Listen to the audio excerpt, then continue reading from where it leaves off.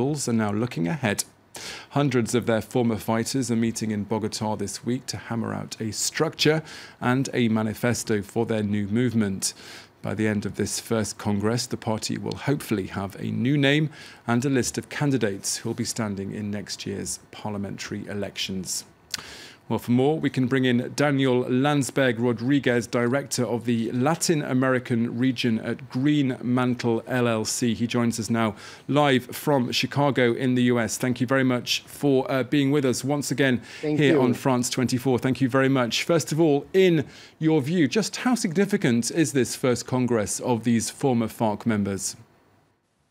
Well, it's incredibly significant as a turning point. As you mentioned in the lead up to this segment, this is really a metamorphosis of what was Latin America's longest existing guerrilla movement, a war that lasted 50 years and cost over 200,000 lives and countless amounts of property damage. I mean, in that sense, it is an incredibly important moment for Colombia's history. An incredibly controversial moment for Colombia's history.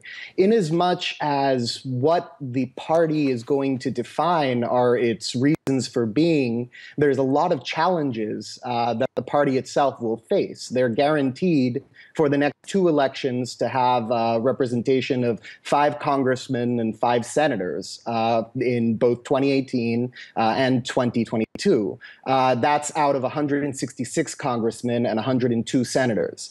It's a relatively small guaranteed segment of Congress and of legislation that they'll have. Colombia, unlike most of its neighbors, even in a region that is justly famous for populist governments, it is the only country in South America that hasn't really had a proper populist since the 1950s.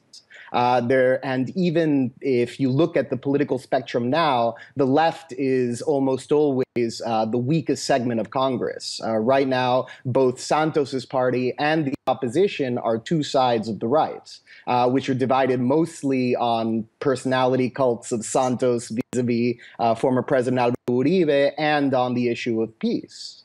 What the new FARC party will have to do is try and recreate itself as a player in a system that, like many Latin American governments, is largely patronage-based. And they won't come into that system with a lot of patronage to dole out. And that's something that, if you look at history, in Colombia, for example, a smaller guerrilla movement in the 1980s, M19, transitioned into being a political party, had a small honeymoon of popularity, and then basically disappeared as a factor. The same thing happened in Guatemala with the GRN, and sometimes some revolutionary parties have managed to make that transition and keep themselves disciplined.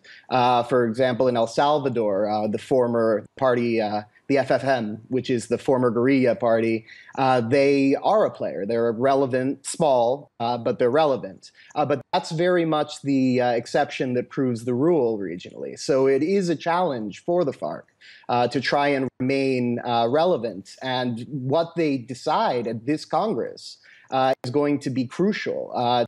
Timoshenko, the leader of the FARC, or the longtime sort of #1 at the FARC, he's been saying essentially over the last few days that they're not really going to change their ideology, that they're going to stand in the legislature on the same principles that they've ostensibly stood for as a guerrilla movement. And it's an awkward time for that. Neighboring Venezuela, which under Hugo Chavez was quite close to the FARC, both ideologically and diplomatically, is in full-scale collapse. And those ideas, which may have been reasonably popular 5, 6, 7 years ago, are going to be a harder sell in public now. And those ideas are going to matter more when discipline and popularity can no longer be assured at the point of a gun and has to be assured democratically. Okay, Daniel Lansberg Rodriguez joining us there from Chicago in the US. Thank you very much for that update there as the FARC rebel movement turn into a political party.